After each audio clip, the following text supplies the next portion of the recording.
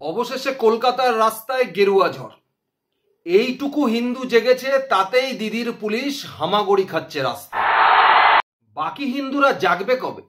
আমরা কি সত্যি হিন্দু হতে পেরেছি? বা আমরা কি মনে রেখেছি যে আমরা সত্যি হিন্দু? হিন্দু মানে কি শুধুই বিজেপি? অন্য দলে কি আর হিন্দু নেই? নাকি করে কমে খাওয়ার জন্য নিজের জাতটাকেও ভুলে গেছেন, সেটাও বিসর্জন দিয়ে বসে আছেন? এটাকে শুধু বাংলাদেশের সমস্যা ভেবে এড়িয়ে গেলে হবে না। এই সমস্যা আগামী দিনে পশ্চিমবঙ্গেও হতে চলেছে। জাগুন, সময় এসে গেছে। না হলে তল্পিতল্পা গোটান, কোথায় যেতে হবে ভেবে নিন। বিস্তারিত জানতে অবশ্যই চোখ রাখুন আমার এই প্রতিবেদনে এবং প্রতিবেদনটি শেষ অবধি দেখুন।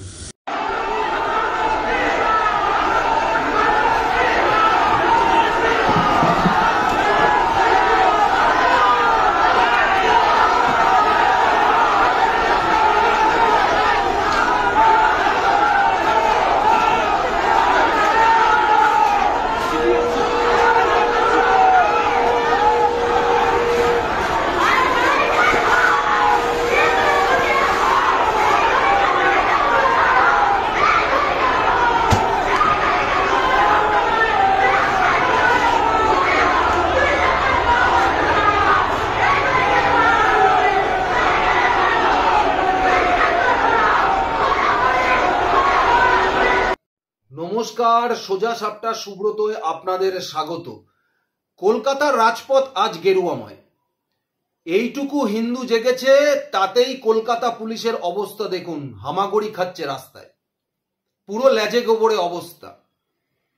কিন্তু বাংলাদেশের এই চিন্ময় মহাপ্রভু যেভাবে হিন্দুদের, সনাতনীদের জাগিয়ে তুলেছে, তার সঙ্গে সঙ্গে পশ্চিমবঙ্গের হিন্দুদেরও একটা বার্তা দিয়ে গেল যে যদি এই মুহূর্তে পশ্চিমবঙ্গের সমস্ত হিন্দুরা না জেগেছে, তাহলে যে জিনিস তারা বাংলাদেশে টিভির পর্দায় বসে ঘরে দেখছে, আগামী দিনে সেই জিনিস আর টিভির পর্দায় দেখতে হবে না, চাক্ষুষ দেখবেন নিজের বাড়ির সামনে।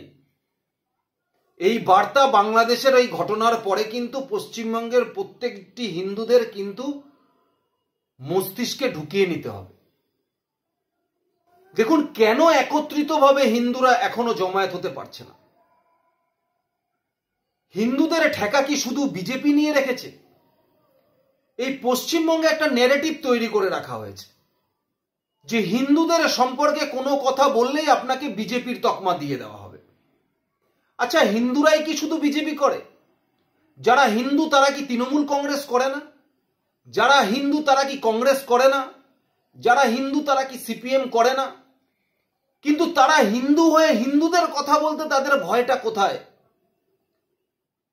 যে হিন্দু হয়ে যদি হিন্দুদের কথা বলি, তাদেরকেও কি বিজেপি বলে গায়ে সেটা দেওয়া হবে? আপনারা কি সেই ভয়টা পান?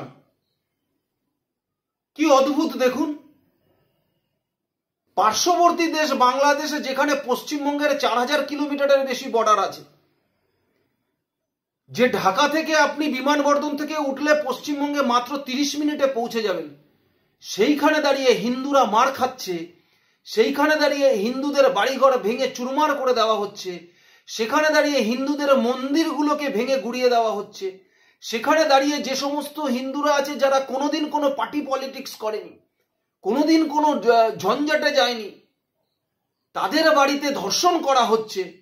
আর তার পার্শ্ববর্তী দেশে আমরা, আমাদের সমান মাতৃভাষা, সেইখানকার হিন্দুরা চুপ করে বসে রয়েছি। কেন? কারণ তৃণমূল কংগ্রেসের থেকে করে কমে খেতে হবে। কেন? কিছু বলতে গেলে যদি আমাদের বিজেপি হিসাবে তকমা দিয়ে দেওয়া হয়, তাহলে আপনারা ধরে নিচ্ছেন তো যে একমাত্র হিন্দুদের জন্য যদি কেউ থেকে থাকে সেটা বিজেপি থেকে থাকবে, সেটা ভারতীয় জনতা পার্টি আছে, তারাই একমাত্র হিন্দুদের পাশে দাঁড়ায়, তারাই একমাত্র হিন্দুদের কথা বলে। তাহলে কেন ভারতীয় জনতা পার্টিকে আপনারা সাম্প্রদায়িক আখ্যা দেন? আজকে মুখোশের আড়ালে সাম্প্রদায়িকতা যদি কেউ করে থাকে, সেটা তো আপনারা করে থাকছেন। ভাবতে অবাক লাগেন, পশ্চিমবঙ্গের মুখ্যমন্ত্রী দাঁড়িয়ে প্রেস কনফারেন্সে বলছেন সিপিএম এর এতদিন পরে গলা থেকে বেরিয়েছে আওয়াজ, তাও একবারও মুখ থেকে হিন্দু কথাটা বলতে পারছে না, বলছে সংখ্যালঘু। একবারও হিন্দু কথাটা এই পশ্চিমবঙ্গের মুখ্যমন্ত্রীর মুখ থেকে বেরোচ্ছে না, বলছে সংখ্যালঘু। আবার ভারসাম্য রক্ষা করবার জন্য বলছেন যে এদেশেও নাকি সংখ্যালঘুদের ওপরে অত্যাচার হয়।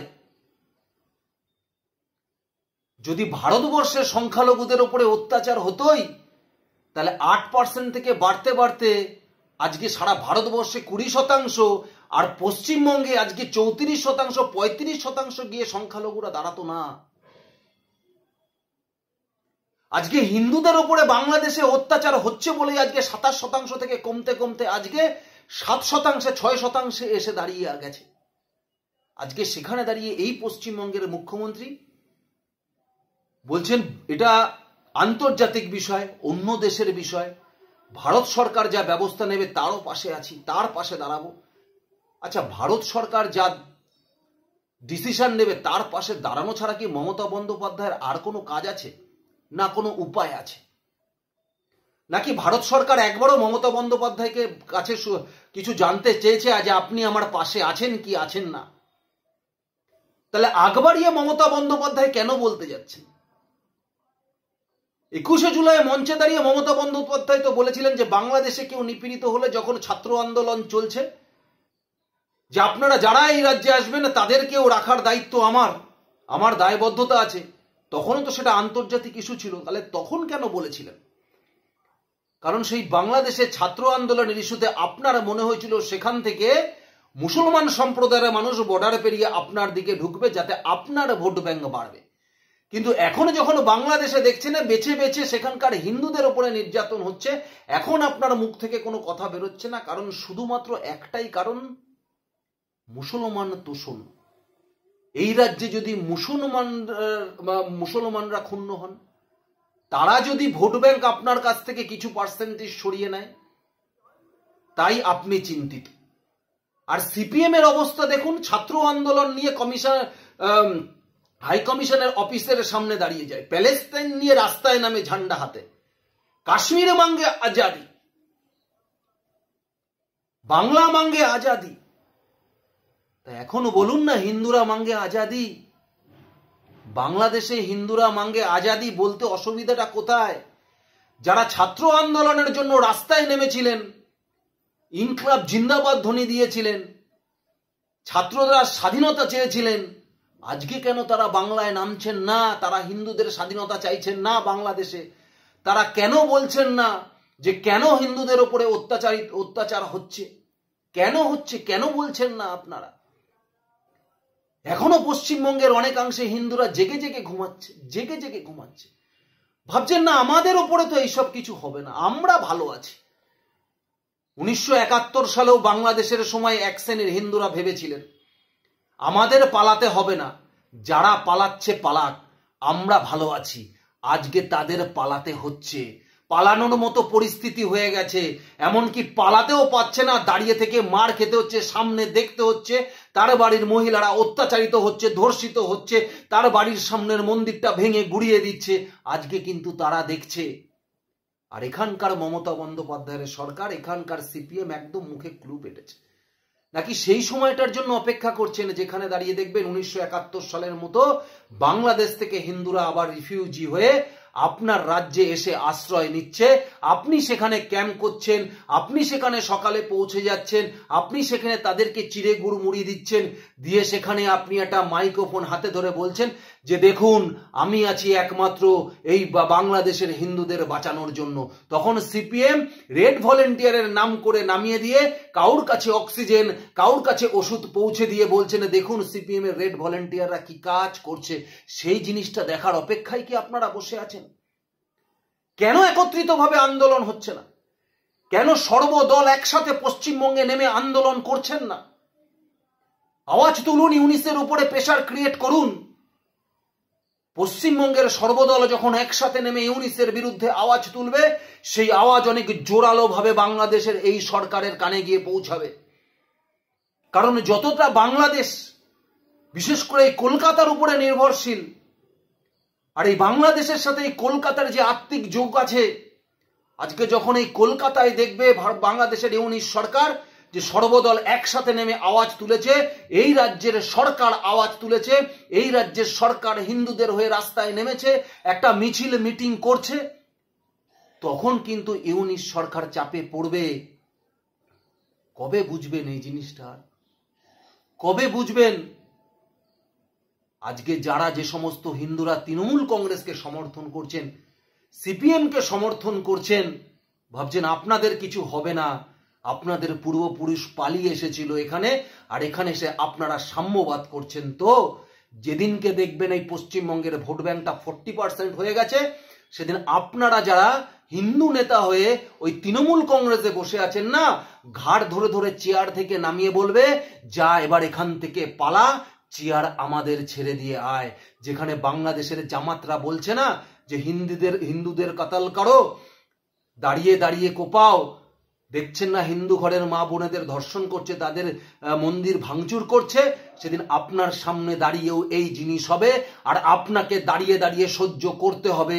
আপনি তখন মুখ বুজে বুটে বলতে পারবেন না, আমি তৃণমূল কংগ্রেস করেছি, আমি মুসলমান তোষণ করেছি, আমি এই রাজ্যের সংখ্যালঘুদের তোষণ করে এসেছি, আমাকে ছেড়ে দাও, আমাকে বেঁচে দাও, আমাকে ছেড়ে দাও, আমার বউটাকে ছেড়ে দাও, আমার মেয়েটাকে ছেড়ে দাও। ছাড়বে না সেদিনকে ছাড়বে না। সুতরাং এখন থেকে আপনারা সজাগ হন। মমতা বন্দ্যোপাধ্যায় কি ক্ষতি যে এই রাজ্যের করে দিয়েছে, তা আগামী প্রজন্ম আগামী 5 বছরেই বুঝতে পারবে যে কি ক্ষতি মমতা বন্দ্যোপাধ্যায় এই পশ্চিমবঙ্গে করে দিয়ে এসেছে। আর যে বীজটা বপন করে দিয়েছে এই সিপিএম এর মার্ক্সবাদী কমিউনিস্ট পার্টি, যারা নিজের বাড়িতে বসে আজকে ঈদ উৎসব পালন করে, ধর্ম নিরপেক্ষতার বুলি আওড়ায়, আগামী দিনে তাদের অবস্থাও হবে 1971 সালে বাংলাদেশের হিন্দুদের যে অবস্থা হয়েছিল, এখনো বাংলাদেশের হিন্দুদের যে অবস্থা হয়েছে, ঠিক সেরকম অবস্থাও তাদের হতে চলেছে। আপনাদের কি মনে হয়? এই প্রতিবেদন দেখার পরে আপনাদের কি মনে হয়? জাগবে পশ্চিমবঙ্গের হিন্দুরা? জাগাতে পারবেন? ওই পকেটে 1000-1500 টাকা ভাতা ভিক্ষা অনুদানকে ভুলিয়ে দিয়ে পারবেন জাগতে? পারবেন? নিজেদের স্ত্রীদের মুখের দিকে তাকিয়ে, নিজেদের কন্যা সন্তানের মুখের দিকে তাকিয়ে যে জিনিসটা উপার্জন করে রেখে যাচ্ছেন আগামী ভবিষ্যতের জন্য, রাখতে পারবেন আগামী ভবিষ্যতের জন্য সেই উপার্জন, সেই সম্পত্তি? একবার ভেবে দেখবেন। আপনাদের কি মনে হয় অবশ্যই আমাকে কমেন্টস বক্সে জানাবেন। ধন্যবাদ, নমস্কার।